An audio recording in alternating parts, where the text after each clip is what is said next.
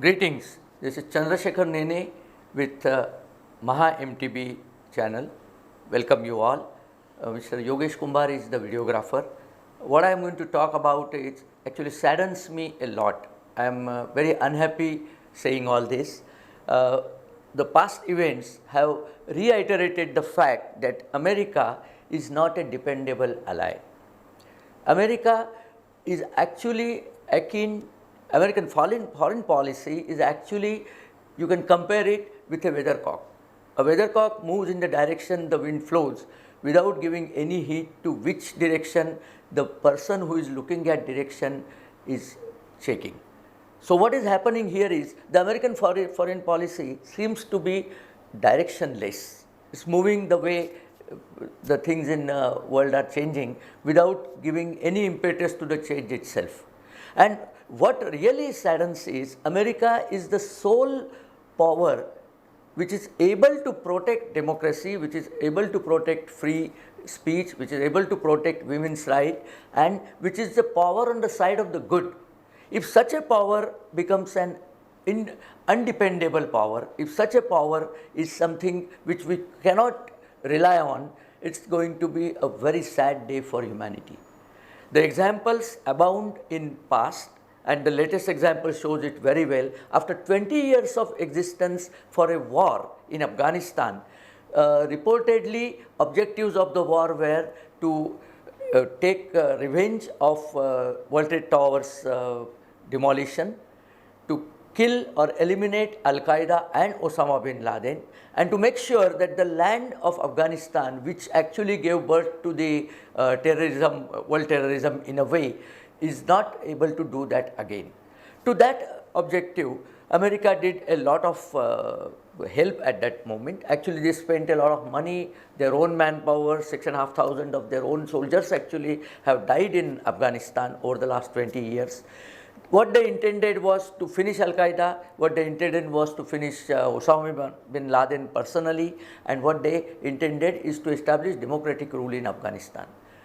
Unfortunately, apart from finishing Osama bin Laden, which also they had to do it in Pakistan, because he was hiding in Pakistan, he was not in Afghanistan where they tried to kill him, they have failed miserably at the remaining two objectives. They were not able to establish a stable democracy in Afghanistan, and neither have they been able to prevent Al-Qaeda from re-entering Afghanistan and to prevent nurturing of terrorists in Afghanistan. As the events have shown, in fact, Joe Biden himself said that the 13 American soldiers which were martyred in Kabul just a week back were actually the handiwork of ISIS Khorasan. Khorasan, as I mentioned earlier also, is the eastern province towards the east of Iran. So the Persian Empire called Afghanistan and nearby regions which are east of Iran as Khorasan, because Khor is sun in Persian, San means coming in Persian. So sun is coming, that is the direction which is east.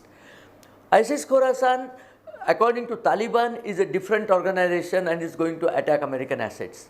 America seems to have believed this it's white lie which Taliban is propagating. It is not like that. They are all in there together. I think it's all a hand in glove kind of situation wherein the deniability is in existence from Taliban side, and there is a reason for that. Taliban knows very well it can capture power, but it can never administer power. They have never administered anything. In 96, when they took power in Afghanistan, all they administered were actually keeping the women captive, keeping the people extremely religious, and killing anybody who was not religious in their own minds. But the economic condition of that country went completely down. All the country was surviving on was the opium production, which is an illegal trade. The days which are in future are not going to be any different, and Taliban knows that quite well, because Afghanistan's GDP, 43% of the GDP comes from external aid. All the external aid has been stopped because the external countries don't want to deal with a power like Taliban, which is actually nothing but a terrorist government. There is no legal sanctity to this Taliban government. So what Taliban wants to do now is to create an atmosphere, create a perception to show that we are legal. Creating perception is what Joe Biden also had made that fateful telephone call on the 23rd of July with Ashraf Ghani, in which he told Ashraf Ghani that you have to create a perception that you are winning.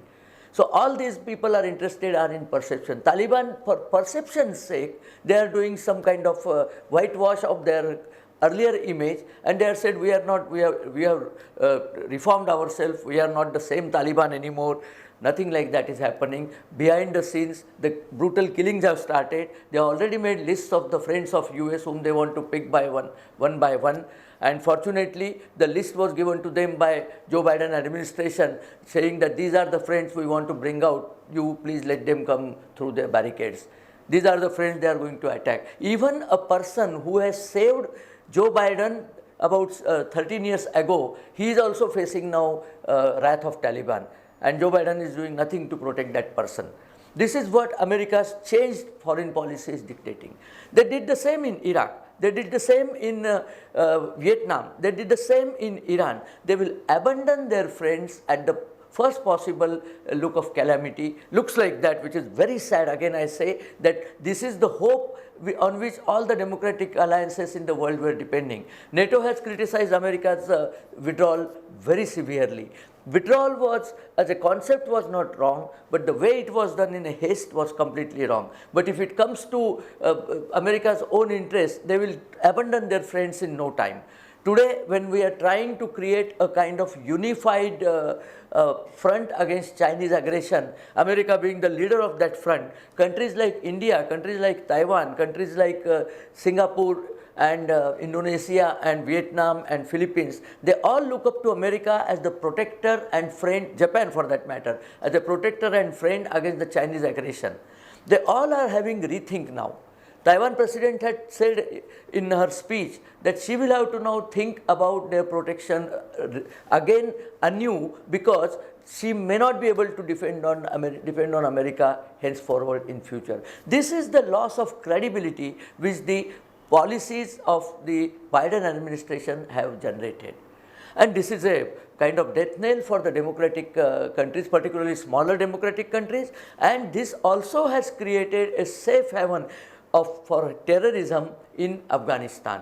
And now it will be a link from Turkey all the way up to Afghanistan and further down in the Chinese land of Xizang, wherein the terrorist nexus will hang together, with Pakistan as a supporting actor. Pakistan has always been supporting Taliban, which for some reason America always tried to overlook. And this oversight has costed them dearly. Today also, Pakistan Foreign Minister Shah Mahmood Qureshi very interestingly was telling the world, please don't abandon Afghanistan. The cost of abandoning Afghanistan right now, which means please keep giving the aid to Taliban. Please don't abandon Taliban, please don't abandon Afghanistan. The cost is going to be very heavy. Look at the irony of the situation. Pakistan is the country which willingly, full-fledgedly supported Taliban to overthrow a government which was running in Afghanistan, to crash the social system there, to crash the kind of democratic setup in Afghanistan. And now they intend the world to pay for Pakistan's folly, because Pakistan has no money left to give support to Taliban.